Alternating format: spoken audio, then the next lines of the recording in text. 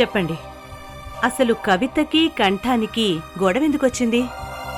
ఒకరికి భావం ముఖ్యం, ఇంకొకరికి రాగం ముఖ్యం. మరి మీ ఇద్దరి మధ్య ఈ రాగద్వేషాల యుద్ధం ఎందుకు మొదలైంది?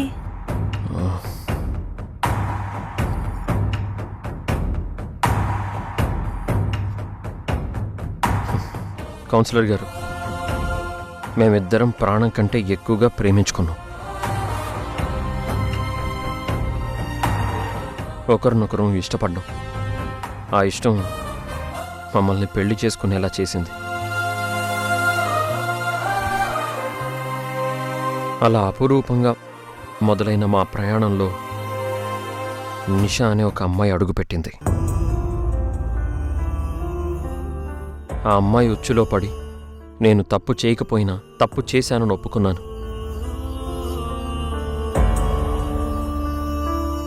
నిషా కావాలనే నా జీవితాన్ని బూడిద చేయాలని చూసింది. నన్ను నా భార్యకి దూరం చేసి నన్ను తనవాణ్ణి చేసుకోవాలని చూసింది. తను ఎన్ని కుట్రలు పన్నినా చివరికి నా నిర్దోషిత్వమే బయటపడింది. నేను తప్పు చేయలేదని, నేను ఎవరికి ఏ ద్రోహం చేయలేదని అందరికీ తెలిసింది. అది తెలిసాక కూడా ఇన్ని రోజులు నా భార్య నన్ను దూరం పెట్టింది.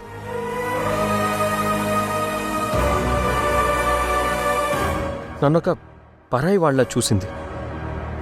తను నాతో మాట్లాడకుండా నా మొహం చూస్తే చాలు నన్ను అసహించుకునేది. కానీ వాటన్నిటినీ భరించాను, సహించాను. కానీ ఇప్పుడు ఆ ద్వేషాన్ని, ఆ దూరాన్ని తట్టుకునే ఓపిక నా గుండెల్లో ఇంకా లేదు.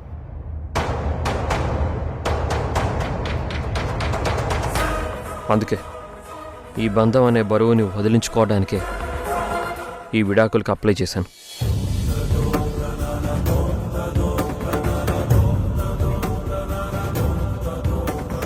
నువ్వు మౌనంగా ఉంటేనే నీ భర్త ప్రాణం నిలబడి నువ్వు నీ మంగళసూత్రాన్ని కాపాడుకుంటావు. నీ సంసారం కోసం, నీతో 7 అడుగులు నడిచిన నీ భర్త కోసం నువ్వు ఈ అగ్ని పరీక్షను ఎదుర్కోక తప్పదు. కౌన్సిలర్ గారు, ఆయన అడగండి.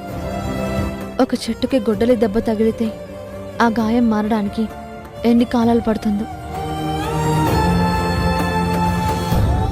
నా కాపురం అనే చెట్టు మీద పడిన ఆ నిషా అనే గొడ్డలి దెబ్బ నరికేసింది కేవలం కొమ్మని మాత్రమే కాదు, నా నమ్మకం అనే వేళ్ళని కూడా.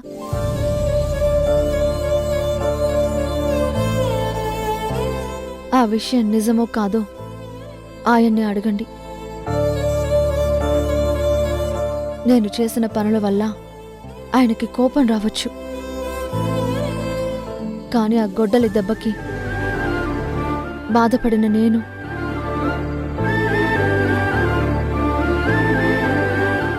ఆ బాధ నుంచి బయటపడటానికి నాకు కొన్ని నెలల గడువు కావాలి. ఎందుకంటే మా ఇద్దరి మధ్య ఉన్న అలజడి అలలుగా ఆగాలి అంటే నాకు కాలం అనే గొడుగు కావాలి. చాలు షా, ఇంకా గడువు కావాలి అంటూ ఇలా కాలక్షేపం చేయడం కరెక్ట్ కాదు.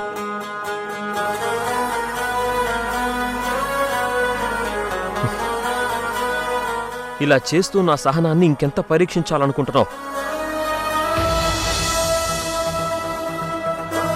నీ మాటలు కత్తుల్లా నా గుండెల్లో పొడుస్తూ ఉంటే నువ్విచ్చే ఈ గడువు నాకొక వరం కాదు, నా ప్రాణం మీదకి తెచ్చిన శాపంలా కనిపిస్తుంది.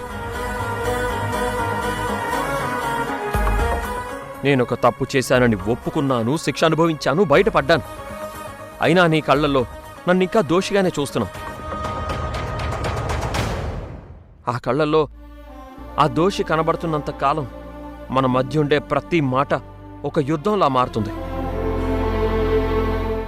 అందుకే నేను ఈ గడువుకి ఒప్పుకోను. ఇది కోర్టు గదే కావచ్చు, కానీ నా మనసుకి ఇది తీర్పు చెప్పాల్సిన సమయం. నాకు ఇప్పుడే ఈ క్షణమే తన జవాబు కావాలి మేడం. ఎందుకంటే నాకు తనతో కలిసి బతకడం ఇష్టం లేదు. మీకు దూరంగా ఉండటం నాకిష్టం లేదు.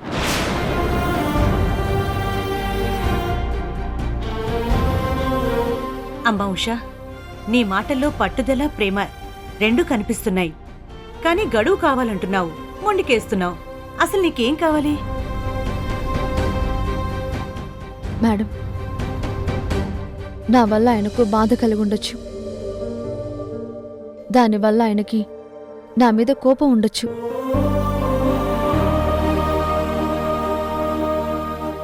కానీ నేను లేకపోతే ఆయన మనసు ఒక్క క్షణం కూడా నిలవదని మాత్రం నాకు తెలుసు.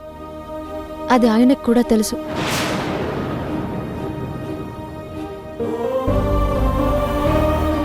ఆయన నన్ను వదిలేయాలనుకుంటున్నారు. అది ఆయన కోరిక. అయితే దాన్ని నేను ఆపలేను. కానీ ఆ నిర్ణయం తీసుకునేలోపు నాదొక చిన్న నిబంధన ఉంది. ఏంటది? మేడం, నేను గర్భవతిని.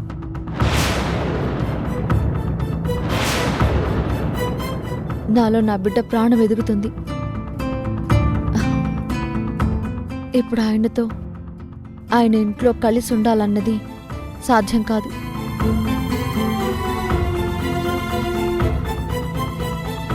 అందుకే ఈ విడాకుల ప్రక్రియను కోర్టులోని ఆపివేయాలని నేను కోరడం లేదు.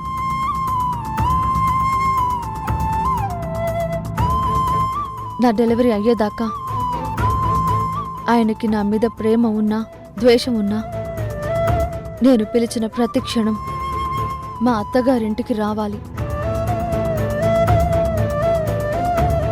నాకు తోడుగా, నాకు సహాయంగా ఉండాలి. ఇదే నేను కోరుకుంటున్నాను. కాపురం చేయాలనుకుంటున్నావా, లేక నా జీవితంతో, నా ఆవేదనతో ఆడుకోవాలని చూస్తున్నావా? ఇంతకు ముందు నన్ను దోషిగా నిలబెట్టావు. ఇప్పుడు బాధ్యత పేరుతో నన్ను బందీని చెయ్యాలనుకుంటున్నావు. అరే, ఒకసారి నమ్మకం పోయాక పుట్టిన బంధం మళ్ళీ బంధం కాదు, అది ఒక బంధనం. ఆ బంధనంలో నన్ను కట్టిపడేసి నీకు నచ్చినట్టుగా నన్ను ఆడించాలని చూస్తున్నావు. అందుకే నేను దీనికి ఒప్పుకోను. మీరు ఏమనుకున్నా నేను చెప్పినట్టు మీరు నాకు సహకరిస్తే, మీరు కోరుకున్నట్టు నేను విడాకులు ఇచ్చేస్తా. చూడండి కిరణ్, మీ కోపం నాకు అర్థమవుతోంది. కానీ కోపం కంటికి పొరలా కమ్మేస్తుంది. అందుకే ఒక్కసారి ఆలోచించండి. ఉష కోరుకునేది కేవలం మీ సాన్నిధ్యం మాత్రమే. అంతేకాదు, ఆ గడువు అనేది తన కోసం కాదు, ఆ బిడ్డ కోసం. ఆ బిడ్డకు తండ్రిగా మీరు ప్రేమగా చూసుకునే ఒక అవకాశం కోసం.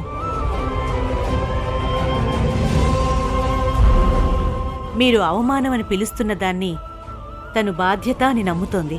అందుకే ఒక్కసారి అవకాశం ఇచ్చి చూడండి. బహుశా అదే మీ బంధాన్ని తిరిగి నిలబెడుతుందేమో.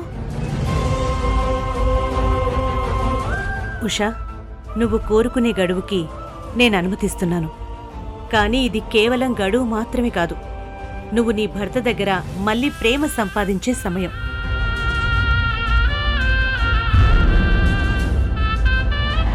అందుకే వచ్చే వాయిదా వరకు మీ ఇద్దరి మధ్య జరిగే ప్రతి చిన్న అనుబంధాన్ని, కిరణ్ నీతో ఉండే విధానాన్ని వివరంగా నోట్ చేయాలి.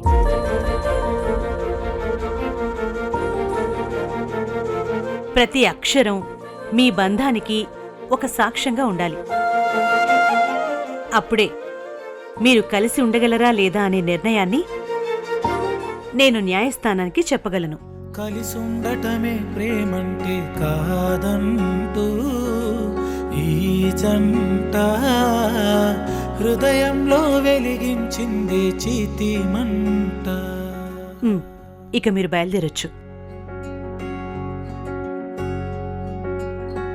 కడదాకా కలిసుండటమే బ్రతుకంటే కాదంటూ కథగా జీవిస్తామన్నది జంట. నన్ను ఇంటి దగ్గర డ్రాప్ చేయండి. ఏంటి? నిన్ను ఇంటి దగ్గర డ్రాప్ చేయాలా? కుదరదు. చూడు, కోర్టులో ఏదో నాటకం ఆడి నన్ను నీ కండిషన్లో బంధించావు. మళ్ళీ ఇప్పుడు నన్ను నీ డ్రైవర్లా వాడుకోవాలనుకుంటున్నావా? అస్సలు కుదరదు. అయినా నిన్ను డ్రాప్ చేయాలనే ఇంట్రెస్ట్ కూడా నాకు లేదు. నీకు డ్రాప్ చేయమని అడిగే హక్కు కూడా లేదు. ఇందాక కౌన్సిలర్ గారు కడుపులో పెరుగుతున్న బిడ్డని జాగ్రత్తగా చూసుకోమని చెప్పారు కదా, అప్పుడే మర్చిపోయారా?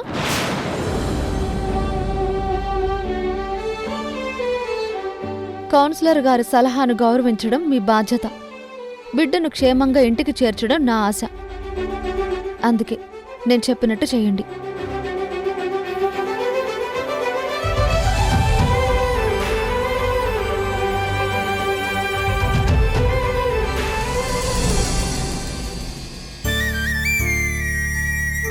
నేను హారికని మోసం చేయలేదు.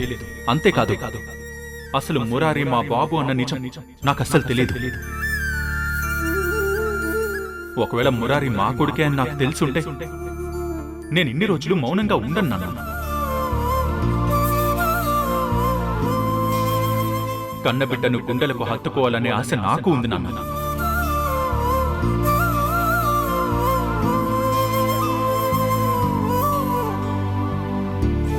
మేఘన వినిపించిన రికార్డింగ్లో ప్రభు మాటలు నిజమో కాదో ముందు నేను తెలుసుకుంటాను.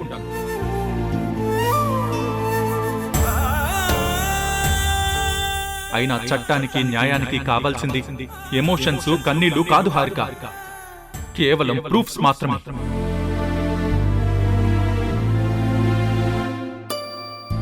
అది ప్రభు గొంతు అవునో కాదో ముందు మనం తెలుసుకోవాలి. ఆ తర్వాతే ముందుకు అడుగు వేయాలి. లేదంటే మనం నష్టపోయి బాబుని చేజార్చుకోవాల్సి వస్తుంది. ఒకవేళ మురారి మా బిడ్డ అని తేలితే ఎదురుగా సునంద ప్రాణాలు అడ్డుపెట్టి నిలబడినా నా భార్య హారికకు నా బిడ్డను తెచ్చిపడానికి నేను ఎట్టి పరిస్థితుల్లోనూ ఆలోచించను, అధైర్యపడను.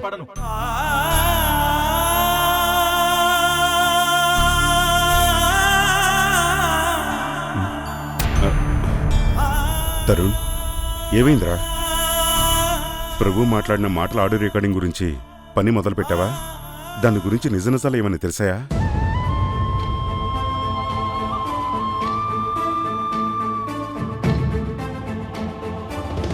ఒక బిడ్డ తండ్రిగా నేను స్టేషన్లో కంప్లైంట్ చేశానన్నా. అంతేకాదు, ప్రభుని స్టేషన్కి పిలిపించాను, ముఖాముఖి ప్రశ్నించాను. ఏవన్నాడ్రా? ప్రభు నిజం ఒప్పుకున్నాడా? నిజమెప్పుడు నిప్పు లాంటిదే అమ్మా. కానీ ఆ నిప్పుని ఆర్పడానికి ప్రభు దగ్గర 100 అబద్ధాలు సిద్ధంగా ఉన్నాయి.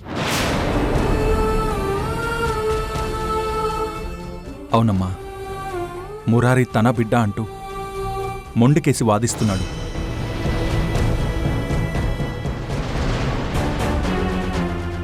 పైగా ఆ వాయిస్ రికార్డింగ్ గురించి అడిగితే అది తన గొంతు కాదని, ఎవరో కావాలనే మిమిక్రీ చేసో లేక ఏఐలో క్రియేట్ చేసో తనని ఇరికించడానికి ఆడిన నాటకమని నాతో వాదనకు దిగాడు. మరి ఇప్పుడు నువ్వేం చేయాలనుకుంటున్నావురా? సాధ్యమైనంత త్వరగా కోర్టు నుంచి నోటీసులు పంపించి ప్రభు ముసుగును తొలగించాలి నాన్న. అప్పుడు మురారి గురించి నిజం బయటపడుతుంది. ఇకపై ఒక్క క్షణం కూడా నేను వృధా చేయను. పూర్తిగా అదే పని మీద ఉంటాను.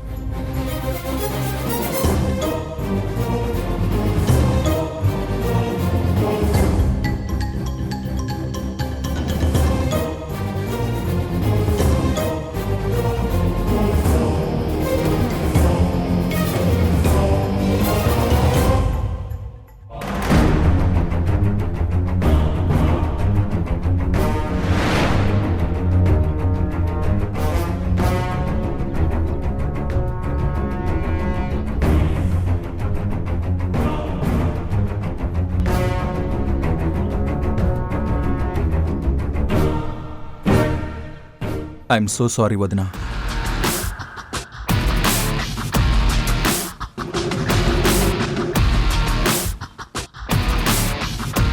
ఇన్నాళ్ళు నీ మీద ఉన్న కోపంతో నీ ఆలోచనలను తప్పుగా అర్థం చేసుకున్నాను.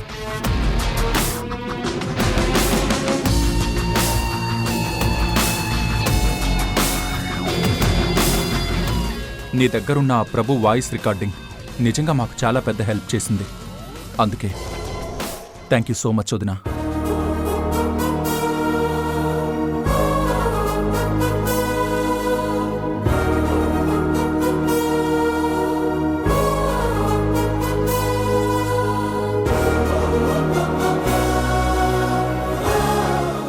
హారిక, తరుణ్ మాటలు విన్నావా?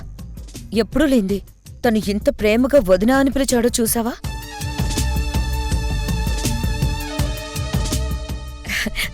తరుణ్కి నాపై ఎంత గౌరవం ఉందో నాకు ఈ రోజే అర్థమైంది. కాని పాపం తరుణ్ను చూస్తుంటే మురారి తన బిడ్డ అని తెలిసినా ఏం చెయ్యాలో, ప్రభు నుంచి ఎలా నిజం బయటపెట్టాలో తెలియక బాధపడుతున్నట్టున్నాడు.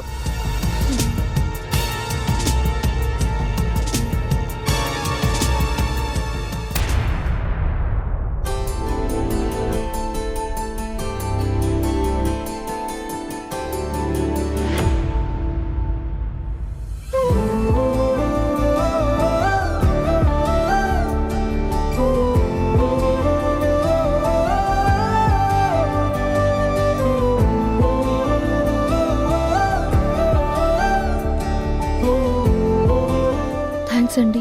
దేనికి? అడగగానే కార్లో డ్రాప్ చేస్తానన్నారు కదా, అందుకు.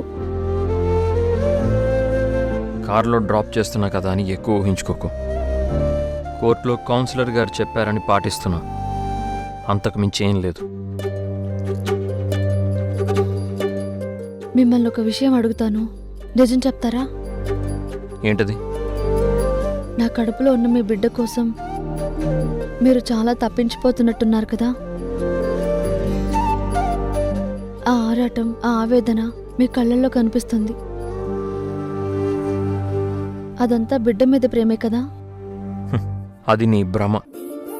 నేను దేని గురించి ఆలోచించట్లేదు. మరి తరచూ సుప్రియకి ఫోన్ చేసి నా ఆరోగ్యం ఎలా ఉంది, తిన్నానా లేదా అని అడుగుతున్నారని తను చెప్పింది. నిజంగా దేని గురించి ఆలోచించని మీకు మరి నా ఆరోగ్యం గురించి ఎందుకంత కంగారు? అది నీ గురించి కాదు, బిడ్డ గురించి. కాస్త ఉత్సాహపరచాలని తను నీకు అలా చెప్పుంటుంది. నా మనసుకి గాయం చేసిన నీ గురించి నేనెందుకు అంతలా ఆలోచిస్తాను? నిజంగానే మీరు నా గురించి ఆలోచించనప్పుడు మరి ప్రతి నెల నాకు టెస్ట్ చేసిన రోజు సుప్రియని ఎలా కాంటాక్ట్ చేస్తున్నారు? అదెలా సాధ్యం?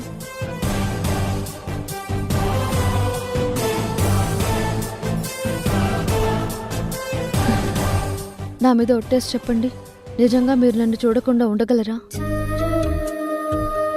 నన్ను మర్చిపోగలరా? నా నీడ మీకు దూరం అయితే తట్టుకోగలరా? పిచ్చి పిచ్చి ప్రశ్నలు వేసి నా సహనాన్ని పరీక్షించుకుషా. సైలెంట్గా కూర్చుంటే ఇంటి దగ్గర డ్రాప్ చేస్తాను, లేదంటే ఇక్కడే దింపేసి వెళ్ళిపోతాను. నీ ఇష్టం. ఇవాళ నన్ను డ్రాప్ చేయడం అనేది ఎన్నో కొత్త ప్రయాణాలకు కేవలం మొదలు మాత్రమే. కౌన్సిలర్ గారు చెప్పినట్టు నా కడుపులో ఉన్న బిడ్డకు తండ్రిగా నేను పిలిచినప్పుడల్లా వచ్చి నాకు తోడుండాలి, సర్వీస్ చేయాలి.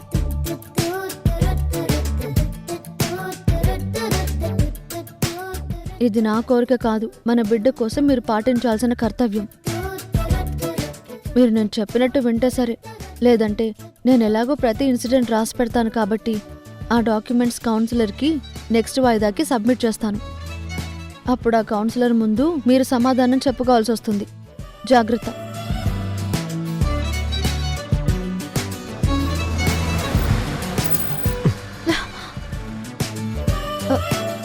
ఏమైంది?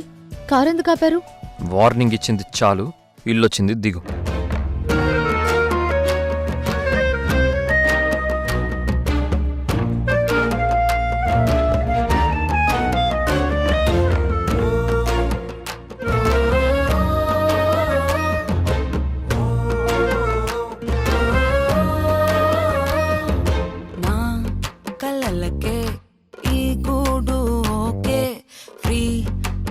గుడ్డే ఒళ్ళే విరిచాకే రానినే కాదులే అయినా నాదే రాజ్యం నీకైనా నాకైనా లేదంట సొంతం బాగుంది బంధం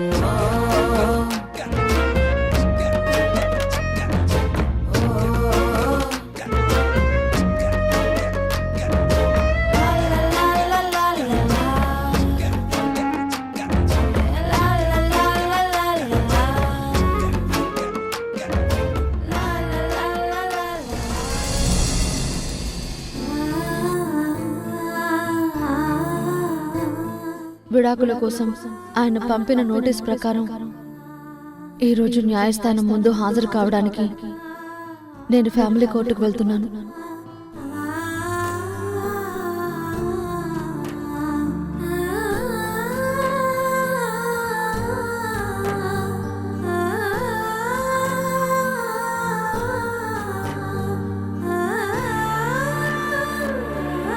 కిరణ్మయ్యి,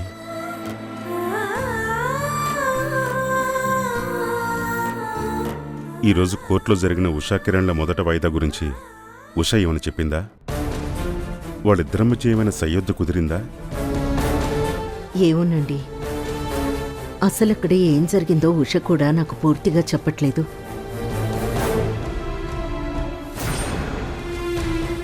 ఉషకి కిరణ్ అంటే అంత ప్రేమ ఉన్నా కూడా తనని ఎందుకు దూరం పెడుతుందనేది అంతు చిక్కని ప్రశ్నగా మిగిలిపోయింది. బహుశా దాని వెనక ఏదన్నా పెద్ద రహస్యం దాగుందేమో. నిజం చెప్పు, మురారి ఖచ్చితంగా మన బిడ్డే కదా? మేఘన హారిక తల్లి ప్రేమను అడ్డం పెట్టుకుని మేఘన ఆడిస్తున్న ఈ డ్రామాను ఎలాగైనా ఆపాలి.